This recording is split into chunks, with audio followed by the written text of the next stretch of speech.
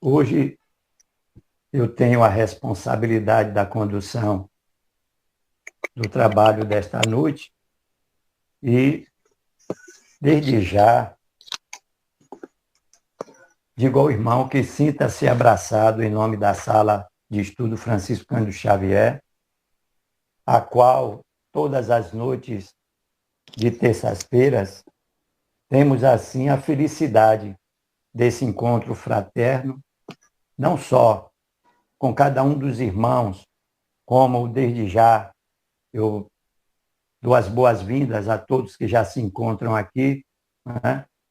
E que, não só pela presença desses irmãos, todas as noites estamos juntos nesse processo de aprendizagem divina, Correto. mas também daqueles que, como nosso irmão José Hermes e tantos outros, que com boa vontade, com dedicação e amor, têm aceito o convite da nossa sala através do nosso irmão Alberto Pina e têm propiciado a todos nós um pouco mais da luz do conhecimento do Cristo, o qual ficamos imensamente gratos, meu irmão. Eu vou aproveitar esse minutinho aqui e pedir licença para ler uma mensagem do nosso irmão Carlos Pastorino no livro Minuto de Sabedoria, na lição 187. Saiba viver eternamente buscando estudar e aprender coisas úteis e proveitosas a você e ao próximo.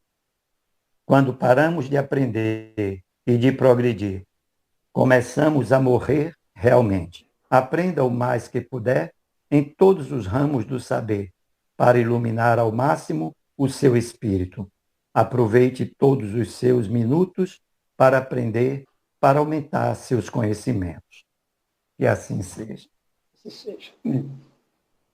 Bem, meus irmãos, vamos a partir de agora elevar o nosso pensamento a Deus em nome de Jesus, pedindo ao Pai que nos abençoe na iniciação de mais um trabalho fraternal, onde, reunidos em nome do Cristo, aqui estamos para aprendermos um pouco mais sobre os ensinamentos do Cristo através do nosso irmão José Hermes, que esta noite nos falará sobre o aguilhão da consciência no capítulo 17 do Evangelho segundo o Espiritismo. Nos abençoa, Pai, na presença dos irmãos superiores da espiritualidade amiga, que tanto tem nos auxiliado nesta caminhada de aprendizagem divina. Com a ajuda, o auxílio do nosso irmão Francisco Cândido Xavier e dos demais irmãos que, moralmente corretos, aqui se encontram sempre a nos orientar, a nos instruir. Que assim seja. Que assim seja. A partir de agora, meu irmão, fique à vontade para apresentar o tema que Jesus e os irmãos maiores lhe ilumine cada vez mais. Que assim seja. Mais uma vez, boa noite a todos. Boa noite. Abençoe-nos o Cristo, o amigo maior, inconfundível. Sinceros votos de muita paz, lembrando Simbá, o amigo espiritual que, através do médium Divaldo Franco, em o livro Poemas de Paz, entre outros ensinamentos, nos assevera que somente aquele que se esvazia do egoísmo se pode encher de paz.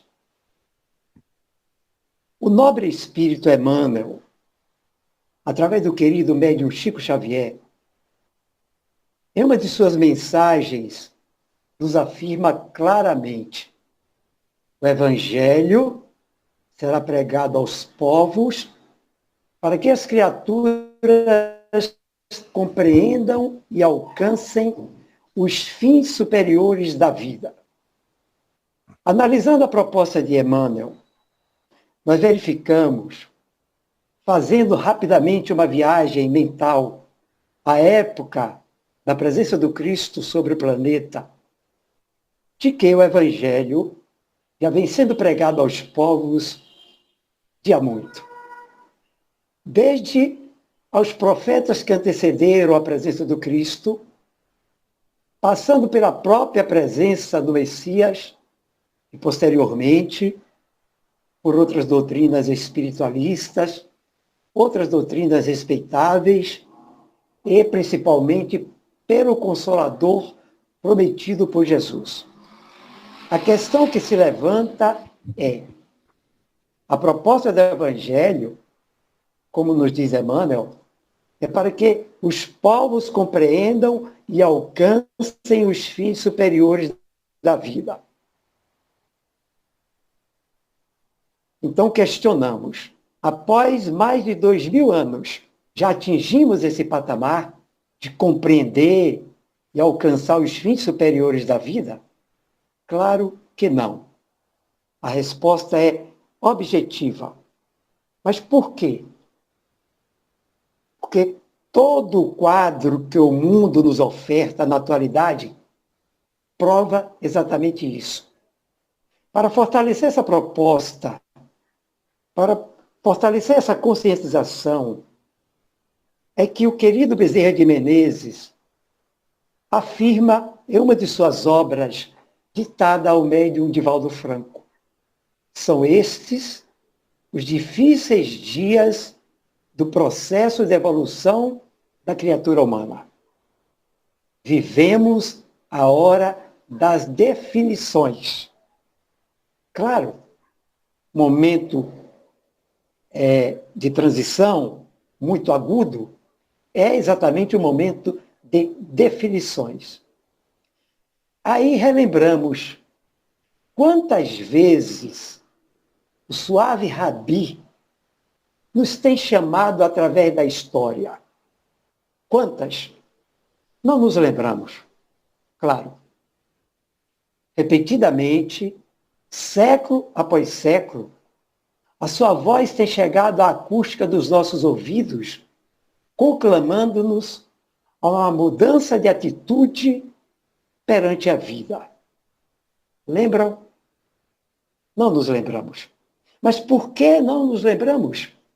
Ora, meus irmãos, porque enquanto encarnados, nós nos deixamos envolver pelos convites imediatistas do plano físico, do mundo material, que nos oferta respostas imediatas a tudo aquilo que imaginamos que seja fundamental para a nossa caminhada. Um grande equívoco, porque enquanto fazemos isto, enquanto nos portamos dessa forma, esquecemos de cuidar do lado imortal de cada um, do lado que, na verdade, não é visível à humanidade como um todo, mas que é o lado que vai superar o fator morte e dar continuidade à sua caminhada evolutiva. Ele próprio, para incentivar-nos ainda mais, deu exemplo quando afirmou: eu venci o mundo. Então, este é o momento de vencermos a nós mesmos. Porque a primeira e maior barreira que o ser humano encontra na trajetória evolutiva, na caminhada evolutiva do espírito, é exatamente o próprio ser humano, é ele próprio. Este é o momento, em meio à transição, às dificuldades do dia a dia, às barreiras desafiadoras, ao convívio com adversários do passado, reencarnados às vezes sobre o mesmo teto, para provarmos que já estamos comprometidos com a evolução espiritual de cada um de nós. Sabem por quê? Porque nesse momento há desespero em toda parte. Angústia dominando os corações. Desequilíbrio perturbando as mentes. E nós, principalmente aqueles que aportaram na doutrina espírita, somos chamados para colaborar com a era nova em cujo limiar nos encontramos. Lembram do convite, meus irmãos? Vem hoje trabalhar na minha vinha? Não nos lembramos. Mas há necessidade de relembrar. Hoje, meus irmãos, é a medida de tempo em que se está vivendo. É o aqui e agora. Nem ontem, que é um hoje passado, nem amanhã, que será um hoje por vindouro. Hoje, nesse momento presente, há muito solo a arrotear, ou seja, a desbravar, a desmatar, para que, se tivermos ainda tempo disponível no plano físico, venhamos a semear novas sementes, sementes escolhidas, sementes anteriormente selecionadas, que nos darão frutos verdadeiros lá adiante, independente de estarmos ainda no plano físico ou se já estivermos voltados para o plano espiritual. Esse momento também foi alertado por Emmanuel quando preparava os últimos textos, há 86 anos atrás, que deveriam compor o livro A Caminho da Luz. E no último capítulo, exatamente no capítulo 25º, que tem por título O Evangelho Futuro, eis que Emmanuel nos alerta, numa previsão futurística, quem sabe, uma tempestade de amarguras varrerá toda a terra. O século que passa efetuará a divisão das ovelhas do imenso rebanho. O cajado do pastor conduzirá o sofrimento na tarefa penosa da escolha. E a dor se encarregará do trabalho que os homens não aceitaram por amor. Há 86 anos atrás, no ano de 1938, Emmanuel ditava esse texto que compõe o último capítulo de A Caminho da Luz. Uma previsão futurística que está exatamente diante dos nossos olhos. A tempestade varrerá toda a terra. Tempestade marcada pela dor, pela angústia, pelas dores, pelos sofrimentos, pela violência crescente, pelo desrespeito à vida, pelo materialismo envolvendo a boa parte da humanidade. Por isso que nós começamos essa pequena colaboração relembrando a afirmativa do próprio Emmanuel.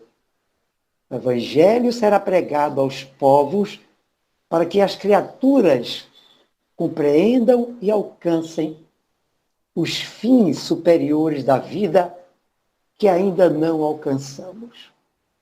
Pois bem, a proposta que nos foi ofertada é exatamente falar sobre o aguilhão da consciência. Mas o que vem a ser consciência? Me recordo que Ian Ivanovich, o célebre psicólogo russo, em analisando feliz o homem, através do seu lado psicológico, chegou à conclusão que o ser humano apresenta, como decorrência do seu nível de consciência, dois estados: o estado adormecido e o estado desperto. O estado adormecido é o estado no qual o ser humano não está propenso aos momentos de reflexões, de avaliações, de comprometimento com o que não é material. É o momento em que o homem não dá nenhuma importância ao chamado lado espiritual dele, de cada um de nós. É o momento em que nenhum convite o abalará intimamente, para que ele reserve algum tempo e se analise tentando se autodescobrir. Porque o gozo, os momentos de prazer da vida física são mais importantes e mais envolventes do que qualquer outro convite, principalmente para o lado subjetivo da própria vida. Então, esta análise feliz de Jan Ivanovic é uma realidade. Porque o homem e a mulher contemporâneos, seduzidos pelas ambições desmedidas do poder, que lhes proporciona luxo, lazer e gozos, permanecem adormecidos para as graves responsabilidades espirituais. O homem pode e deve ser considerado, como nos diz a mentora Joana de Ângeles, como sendo a sua própria mente. Ou seja, tudo que lhe acontece, ou todos os seus atos, partem exatamente da sua mente, ou seja, a sua mente registra o que o seu espírito informa, propõe e determina. Portanto, aquilo que cultiva no campo íntimo, ou que o inspire a insistência, a realizações, constitui a sua essência. Partindo desse princípio, verificamos que o que tem inspirado a boa parte da humanidade no momento de agora é exatamente o que diz respeito ao lado material, às ambições, às conquistas, às disputas, à presença do poder temporal, que, pelo próprio nome, já afirma que é exatamente fictício, temporal, e o ser consciente, que ele deveria ser, ainda não despertou. Para que esse ser consciente venha à tona, ele deve trabalhar-se sempre, partindo do ponto inicial de sua realidade, aceitando-se como ele é e aprimorando-se sem cessar. Mas isso custa alguma coisa. Custa sacrifício, custa doação, custa comprometimento com o seu lado espiritual. Essa lucidez só será conseguida, meus irmãos, por aquele que hoje em dia se autoanalise. Quem eu sou? De onde eu vim? Porque estou exatamente aqui e agora, em um momento de dor, de transição, de desencontro, de violência, de desrespeito. Por que estou aqui? Para onde irei? Então, ele precisa se autoanalisar com o desejo de autoencontrar-se, sem máscaras. Para isso, nenhum de nós deve estar preocupado em se julgar. Não. Nem se justificar dos erros que já cometemos, nem se acusar, nem se culpar. Sabem por quê? Porque o necessário, o mais importante, é se autodescobrir. E a partir daí, estabelecer um novo roteiro. Na verdade, o ser consciente é austero, sem carranca. É jovial, porém sem vulgaridade. É complacente, no entanto, sem conivência com o erro, com o equívoco. É bondoso, sem anuência com o erro. Ele, como ser consciente, ajuda e promove aquele que lhe recebe o socorro, seguindo adiante, sem nenhuma preocupação de algum pagamento, de algum retorno. A proposta que nos foi ofertada para uma reflexão dessa noite está exatamente embutida em um dos belos capítulos do Evangelho segundo o Espiritismo. Capítulo 17º, que tem como título um desafio quase que questionável. Sede perfeitos. É a proposta do Mestre, para que todos nós consigamos ser perfeitos, como perfeito é o nosso Pai Celestial. Mas que proposta é esta desafiadora de Jesus? Qual a capacidade que você, meus irmãos, temos de atingirmos essa perfeição? Ora, o Cristo se utilizava de uma linguagem figurada. O Cristo não deixou nada por escrito, mas aqueles que anotaram os seus ensinamentos, suas propostas, chegaram à conclusão que ele falava para que aqueles espíritos que ali estavam naquela época começassem a se desenvolver, raciocinando o que foi que Jesus quis dizer nessa tarde conosco. Qual a intenção de sua proposta? Qual a intenção de sua parábola? Qual a intenção do seu conto? E quantas parábolas o Cristo proferiu, convidando aqueles que ali estavam encarnados naquela época, e quantos de nós não estávamos lá, para que raciocinasse a partir dali e começasse a desenvolver um trabalho que fosse desenvolvido lado a lado com todo o desenvolvimento das civilizações que o mundo presenciou. Então, este capítulo de Sede Perfeitos nos propõe que sejamos perfeitos como nosso Pai Celestial é. Impossível, mas poderemos alcançar a chamada perfeição relativa, porque é absoluta só Ele. Dentro desse capítulo, vamos verificar um roteiro que é sobre o homem de bem.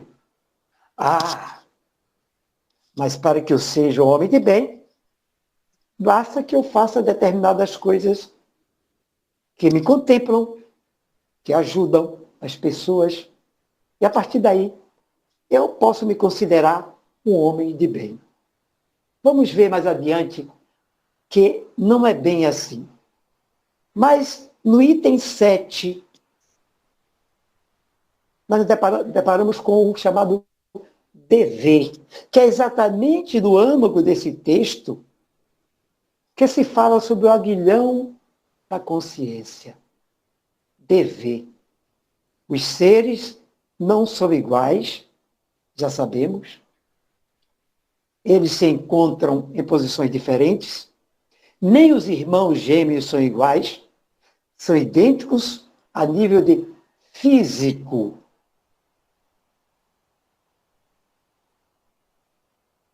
Do corpo, mas as conquistas espirituais são diferentes. Nasceram juntos, através de um mesmo parto, de uma mesma fecundação, pelas ligações espirituais que tinham a partir de vidas anteriores.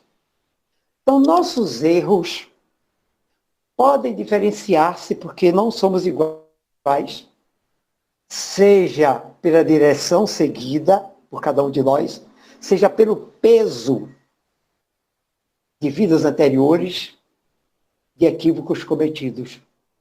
Em outras palavras, todos nós estamos amarrados a vidas anteriores, ao nosso passado, isto é, à qualidade dos nossos pensamentos e atos pretéritos. A vida de agora tem tudo a ver, em vários aspectos, com a vida anterior. Nosso passado nos prende, de certa forma, e somos seus escravos. Precisamos nos libertar dessa escravidão? Mas tudo isso pode ser corrigido. Mas de que forma? Partindo para aquela proposta que falamos anteriormente sobre o convite do Cristo para que mudássemos de atitude. Ou seja, tudo isso pode ser corrigido adquirindo novos hábitos bons, que se colocam no lugar dos velhos, destruindo más qualidades para substituí-las por boas. E muitos de nós não colocamos em prática tal exercício, porque custa algum sacrifício. Cortar as nossas arestas, lutar para que passemos, a partir de agora, a sermos homens novos, descartando os homens velhos que éramos e que ainda somos. Quando nós começamos a colocar em prática tal exercício, nos deparamos com, quem sabe, com o chamado arrependimento, porque nos vem à tona o que fizemos que não deveríamos fazer, as pessoas que prejudicamos e que não poderíamos ter evitado, o bem que deixamos de fazer e no lugar dele, as propostas malévolas. Então, o arrependimento vai servir para que venhamos a abrir novos caminhos. É nesta proposta que iniciamos a caminhada, uma nova caminhada, e que não poderemos deixar de lado o compromisso do dever. Porque o dever, consta do próprio texto, é uma obrigação moral. Mas que dever? O dever que as profissões que desempenhamos agora exigem? O dever com os afazeres materiais da vida? Os deveres que o compromisso de pai, de irmão, de amigo nos exige a cada dia? Não. Não é esse tipo de dever. É o chamado dever no sentido de obrigação moral para conosco, mesmo e em seguida para com os outros. Sabem por quê? Porque o dever, o próprio Evangelho nos diz, é lei da vida. E aí a questão, nesta humanidade que aí está, que presenciamos, cujas realizações nos chegam a cada segundo pelas vias da comunicação moderna, de um mundo moderno, materialmente falando, claro, pelas redes sociais. Hoje, ou desde a década de 90, vivemos em um mundo globalizado, no qual as barreiras foram quebradas a nível de comunicação e de interação. Estejamos aonde estejamos. Então, faz-se necessário que estejamos alertas para o dever moral, que de repente é desaparecido em boa parte da humanidade, diante das disputas, da puxada de tapete para prejudicar o outro e tomar o seu lugar, das propostas enganadoras, como se o mundo material, nós pudéssemos desfrutar dele infinitamente. No entanto, são empréstimos. Voltaremos ao mundo espiritual e nada do que amamos aqui e agora, e que tem um sentido material, nós iremos levar. Nem a roupa que mais gostamos, porque de repente não poderemos afirmar que gostaríamos de que o nosso corpo somático, quando deixássemos a vida física, fosse envolvido por aquela roupa que mais gostamos. Bem, faz-se então presente nas pequenas ações o dever, tanto quanto nas ações mais elevadas da criatura, o dever moral. Consideremos, entretanto, que o dever é muito difícil de cumprir, ou não? Claro que é. É muito difícil, em se tratando de uma obrigação moral. Mas por quê? Porque quando falamos em moralidade e ética nos dias atuais, é quase que um assombro.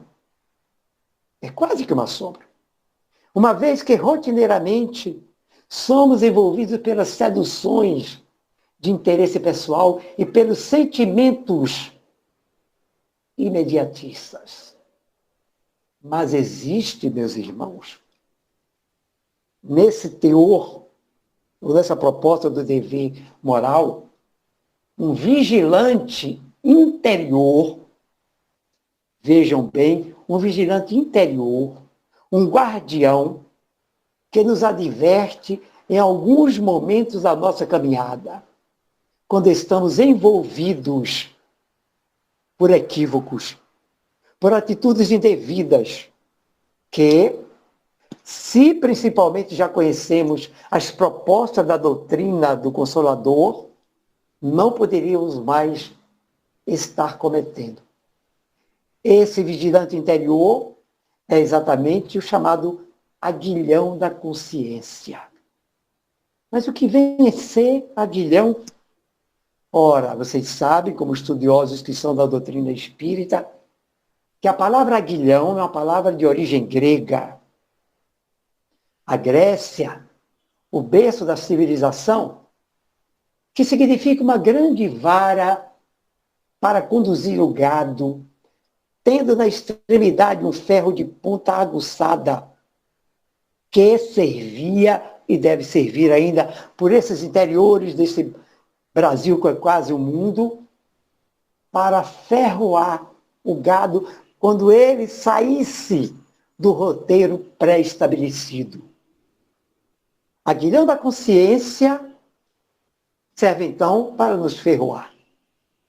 Ele nos adverte, nos induz a rever ações.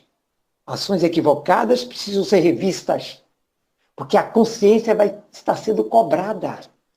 Cobrada através do aguilhão, que nos deu um toque, que nos ferroou. Então, rever atitudes e fazer com que venhamos a reconsiderar o caminho que estávamos palmilhando até agora. De repente, caminho marcado por paixões que alimentamos. E como sabemos, paixão nunca foi amor.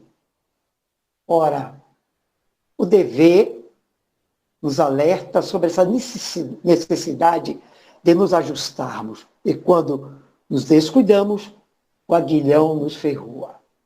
Mas aonde começa essa proposta minha de dever moral, de dever de consciência, que não é dever dos afazeres diários, dos compromissos diários da vida material? Para que evitemos a ação do aguilhão da consciência, vale a pena estabelecermos onde começa o dever de cada um de nós e onde ele termina. E o próprio Evangelho, nesse capítulo, nos fala, deve começar no ponto em que ameaçamos o bem-estar, a paz, a harmonia, a felicidade do próximo. E acaba no limite que não desejamos que ultrapassem o nosso limite, a nossa paz, a nossa tranquilidade. Então, o dever é considerado um ato de bravura, o dever moral da alma, do espírito, em trajetória evolutiva, em meio às angústias da luta.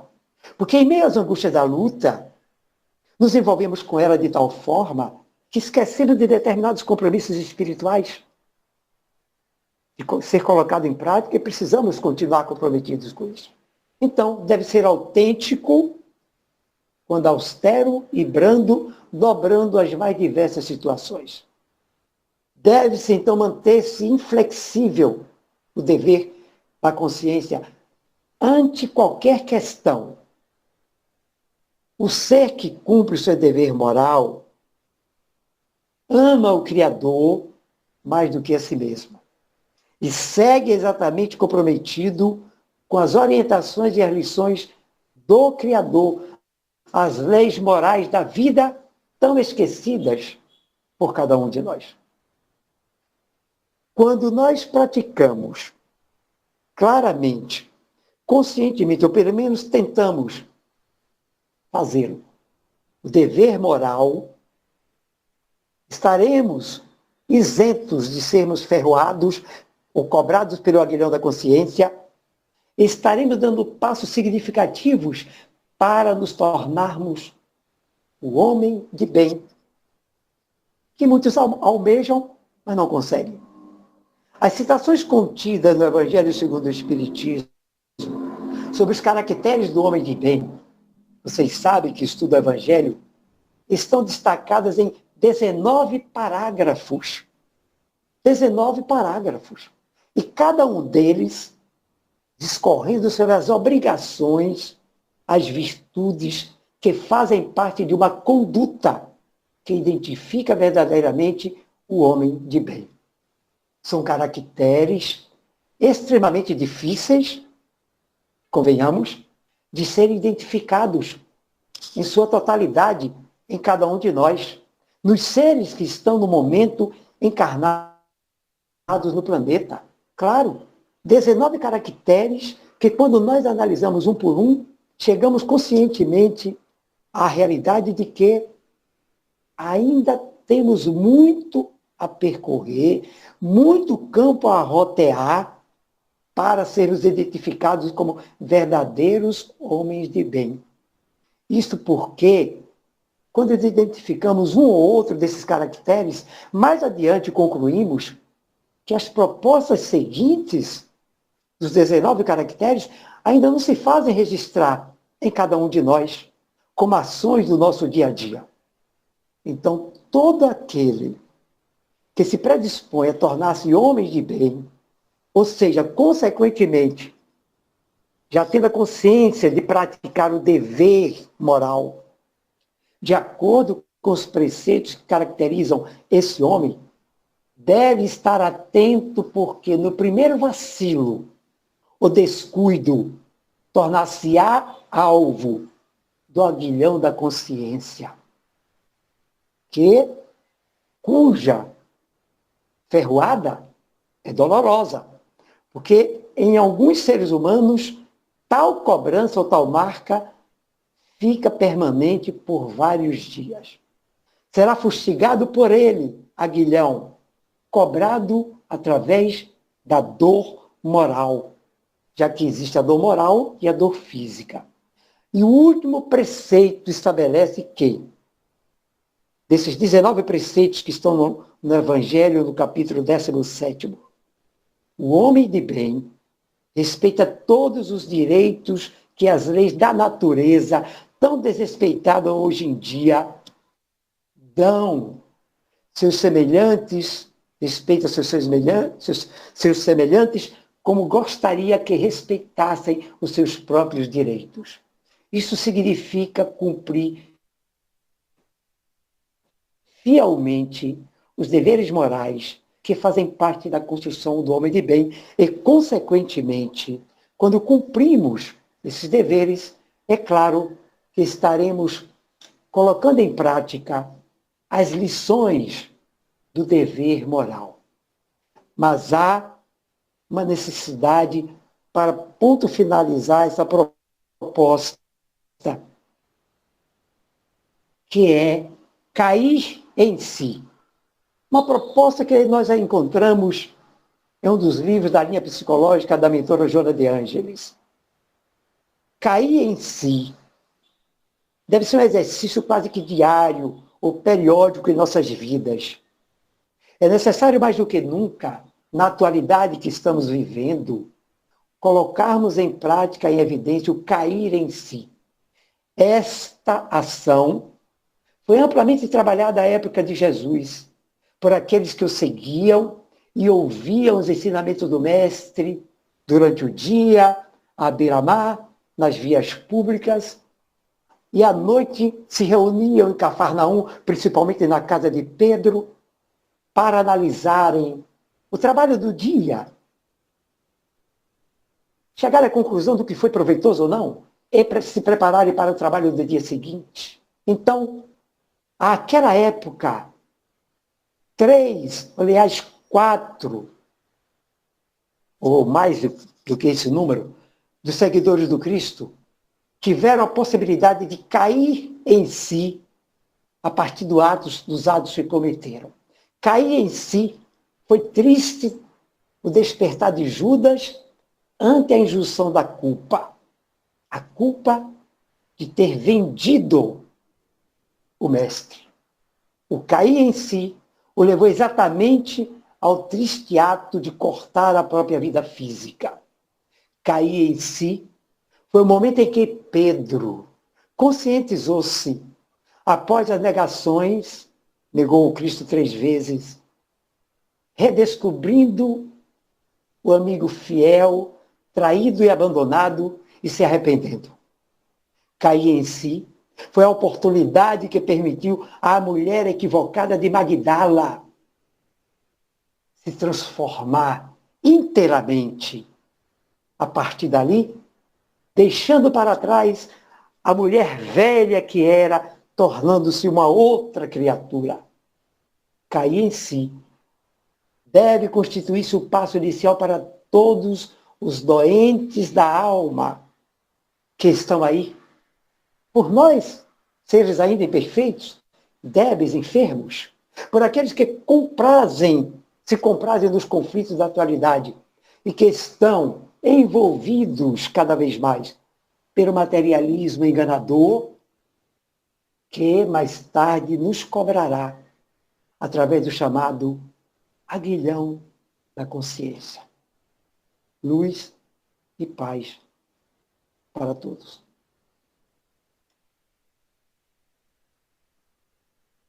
Que assim seja, meu irmão. Maravilha de palestra.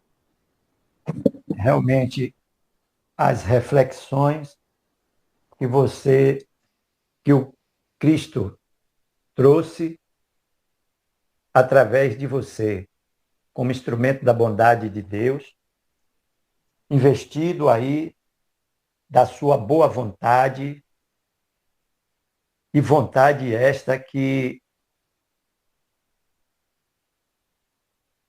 muito potencializada, a ponto em que, no momento em que começávamos a conversar e que você se interessou em saber o número de frequência que tínhamos no estudo e que começou a dizer e a revelar de uma forma que me chamou a atenção, da sua boa vontade, do seu interesse de, diante desta oportunidade, desta noite, contribuir com cada um de nós, trazendo toda esta luz da forma maravilhosa como você nos trouxe, Hermes.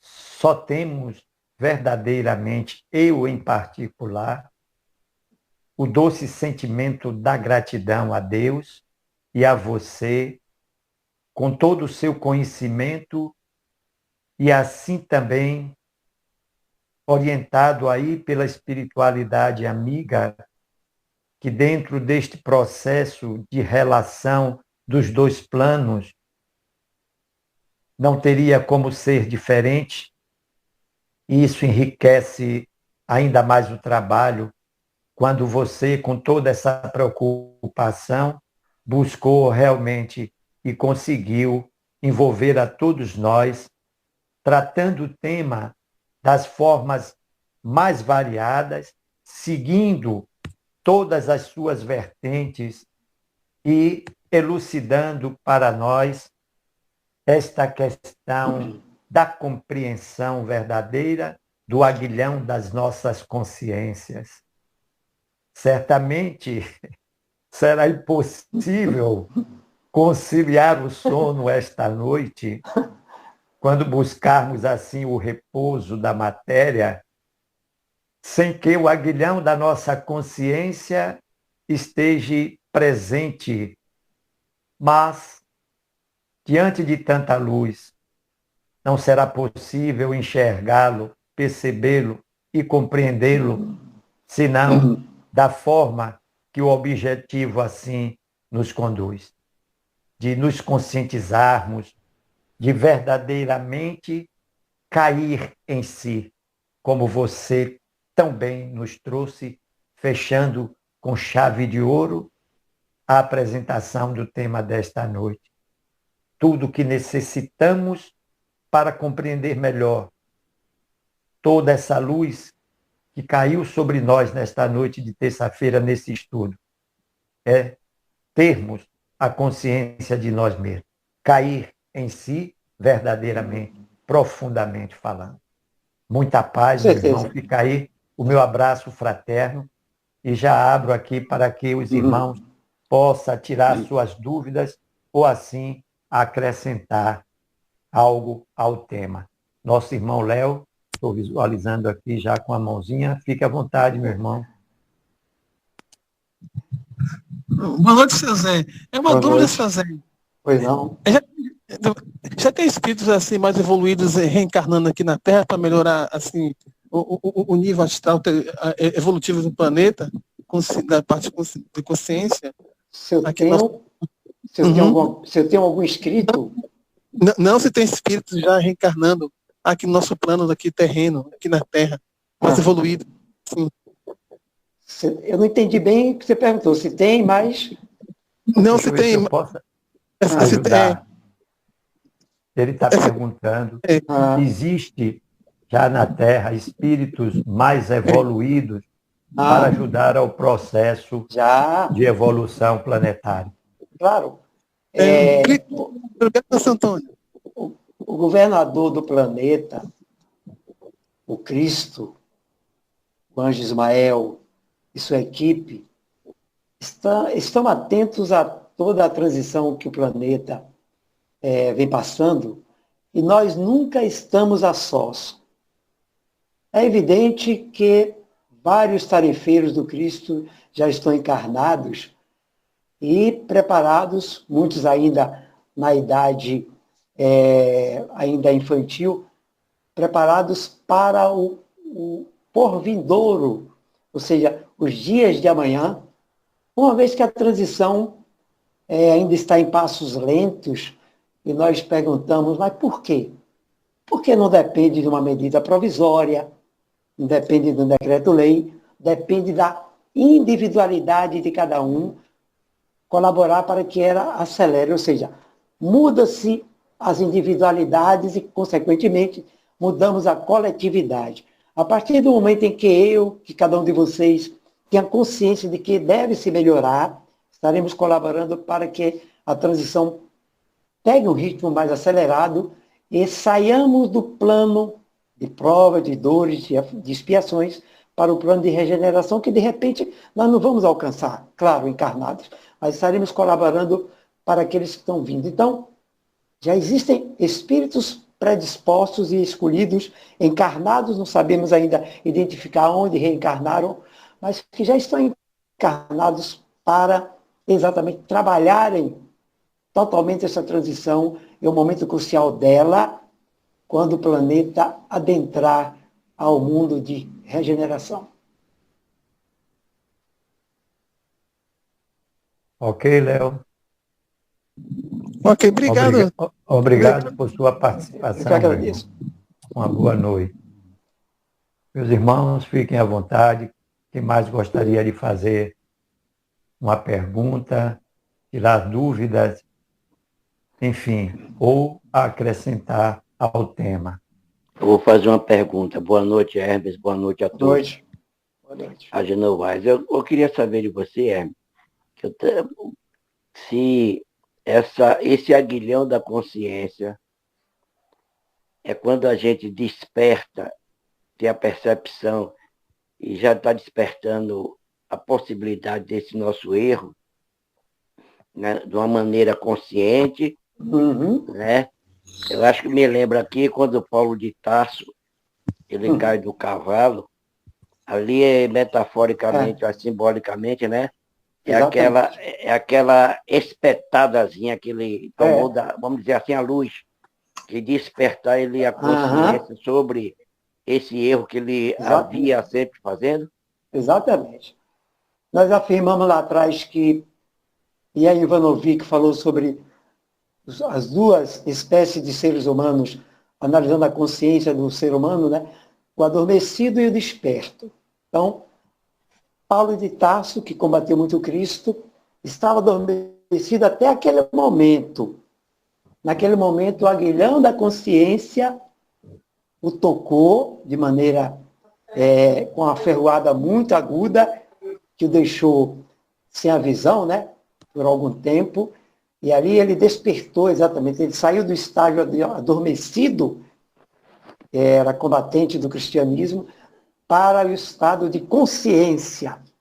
Fez uma avaliação de quanto ele fez de equivocado combatendo o cristianismo e o próprio Cristo. Então, com o despertar, ele passou a ser um dos maiores propagadores do cristianismo. Então, é exatamente aí que vai ocorrer, ou já ocorreu, com cada um de nós, em algumas situações menores e outras maiores, quando cometemos algum equívoco que despertamos, errei aqui e agora. O que fazer para consertar o erro? Não posso trazer a situação de volta, mas eu posso, quem sabe, pedir perdão, retribuir de alguma forma, tentar ajudar quem prejudiquei, provar que não quero ter inimigos, então, por aí afora. E a partir daí, a partir da ferroada, do aguilhão, ter novas atitudes. Ou seja, trocar as atitudes velhas por atitudes novas. Obrigado, Hermes. Muito obrigado. Obrigado pela participação, meu irmão. Fidelis, fique à vontade.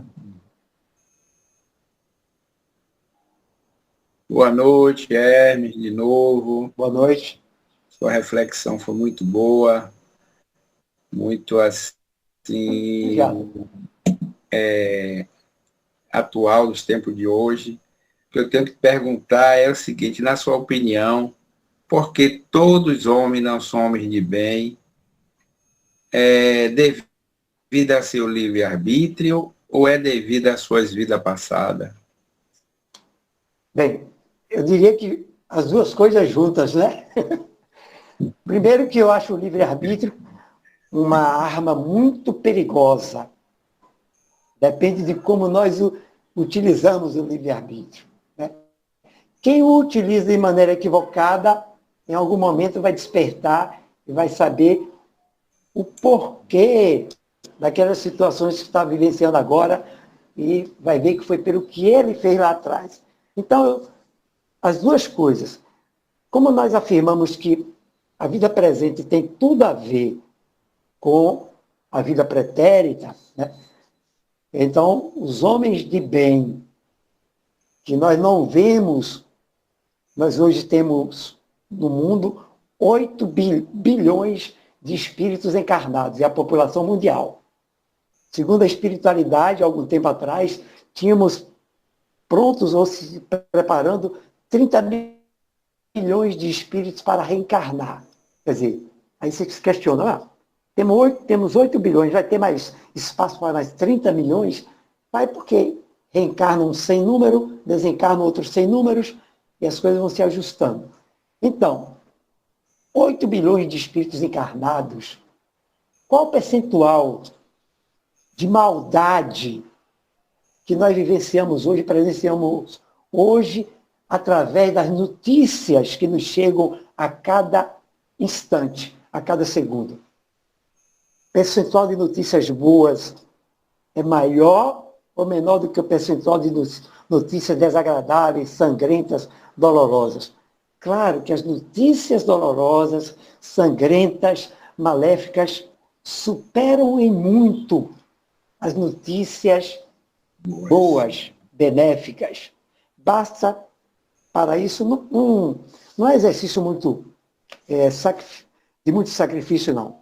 Sentemos à frente de um noticiário jornalístico e passemos a analisar, desde a primeira manchete até a última, quantas manchetes negativas, quantas manchetes positivas, manchetes de esperança, de ânimo, de coragem para o ser humano.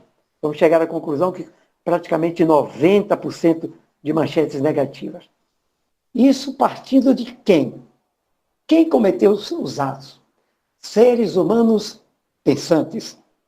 Na escala zoológica, nós estamos no primeiro lugar, o ser humano.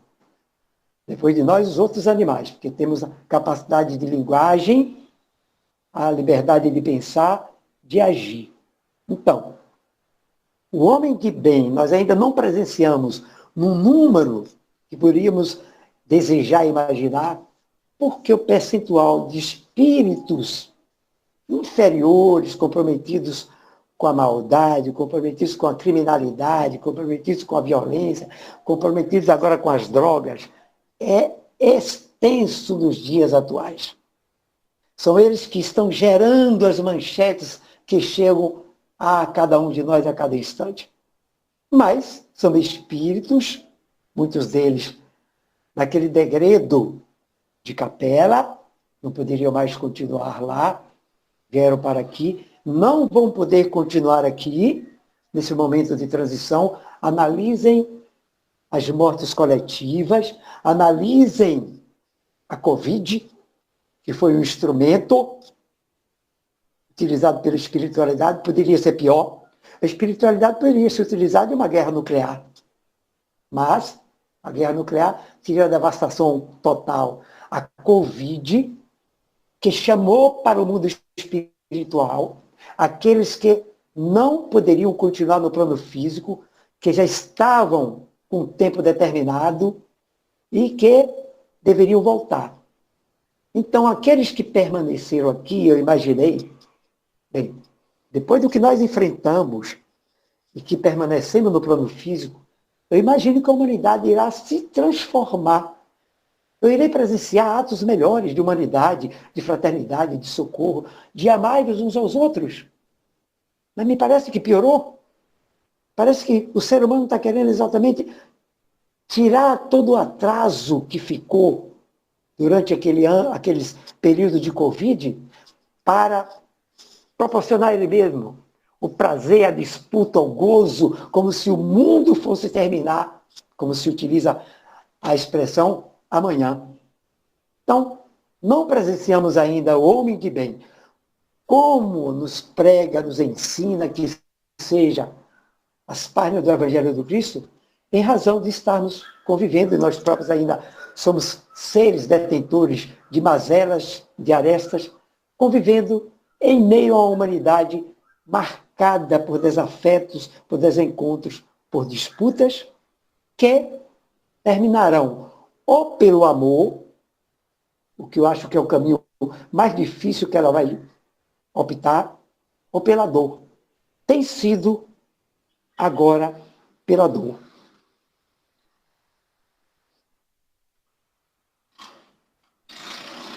Ok, Fidelis.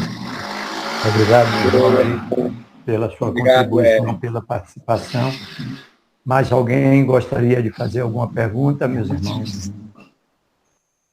Caso não tendo mais perguntas, eu vou pedir ao nosso irmão Hermes abusar um pouco mais da sua boa vontade e lhe pedir que faça as suas considerações finais, meu irmão, e possa proferir a prece encerrando o trabalho desta noite. Que pena que passou rápido, né? Mas a gente fica à disposição para uma outra oportunidade, se houver, tranquilo.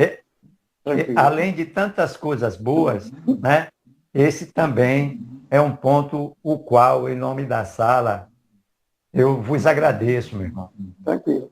Tê-lo conosco neste processo de estudo é muito gratificante. E vamos aguardar, ansiosos, viu? Para que não demore. Né, gente?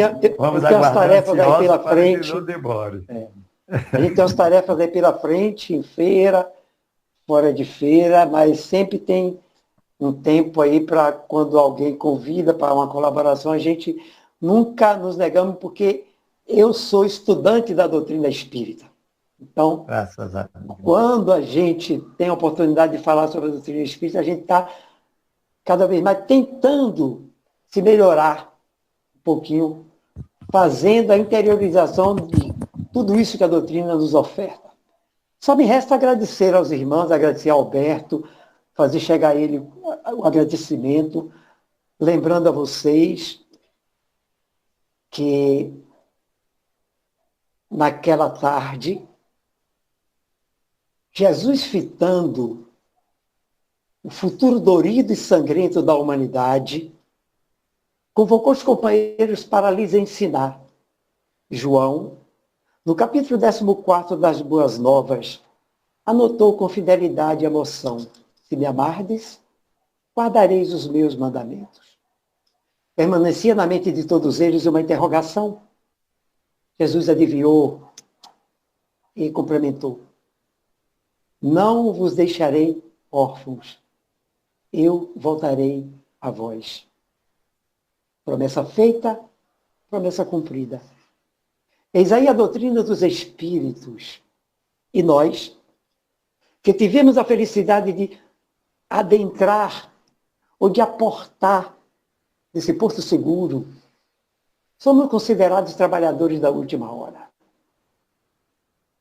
Nos tem sido dado muito e muito terá que ser cobrado de cada um de nós. Portanto, façamos o que a doutrina nos ensina e nos propõe, como trabalhadores da última hora. Trabalhemos na vinha do Senhor, atendendo àquele convite que Ele fez. Vem hoje trabalhar na minha vinha.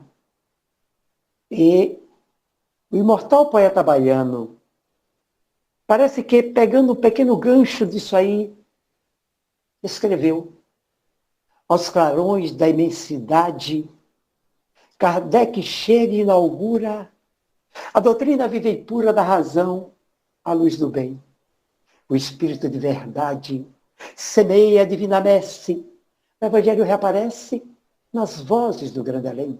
Falam tumbas, dançam mesas, nascem livros, surgem almas, luzes, preces, chovem palmas, hosanas aqui e ali. Consciências dantes presas, rompem torva a cidadela, pastor guiando a procela, Jesus conclama: servi ante a ribalta terrestre, o direito renovado, deixa ao tropé do passado distinções de raça e cor. Em triunfo, volve ao mestre e acende na mente humana, desde o palácio à chopana, o facho do eterno amor.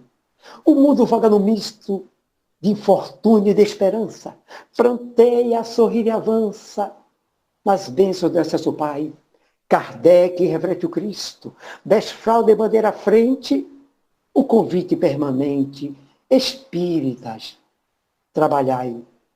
Que Jesus nos abençoe, nos fortaleça, nos ampare, hoje, agora e sempre, e que possamos dizer, agradecendo a Ele por tudo que nos tem concedido, que eu faça o bem. E de tal modo o faça que ninguém sabe o quanto me custou.